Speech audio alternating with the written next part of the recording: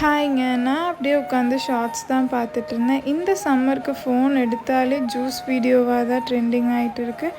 அப்படியே பார்த்துட்டு இருந்தபோது ரோஸ் மில்க் வீடியோ வந்துச்சு. சரி, அப்போ தான் ஃப்ரிட்ஜில் ரோஸ் மில்க் எசன்ஸ் இருந்தது ஞாபகம் வந்துச்சு. ட்ரை பண்ணலான்னு அதை எடுத்துகிட்டு வந்தாச்சு. நான் காய்ச்சாத பால் தான் எடுத்திருக்கேன். அதை அப்படியே ஊற்றி அதில் ரோஸ் மில்க் எசன்ஸையும் சேர்த்து நல்லா மிக்ஸ் பண்ணி விட்டுக்கணும். சப்ஜா சீட் ஊற வச்சுருந்தேன். அதையும் உங்களுக்கு எவ்வளோ வேணுமோ ஆட் பண்ணிக்கோங்க. போட்டுட்டு நல்லா கலந்து விட்டுக்கோங்க. இதில் உங்களுக்கு வேணுங்கிற ஃப்ரூட்ஸை நீங்கள் ஆட் பண்ணிக்கலாம். நான் மாதுளப்பழம் தான் போட்டிருக்கேன். ஃபைனலாக அதை கலந்து விட்டால் நம்மளோட ரோஸ் மில்க் ரெடி.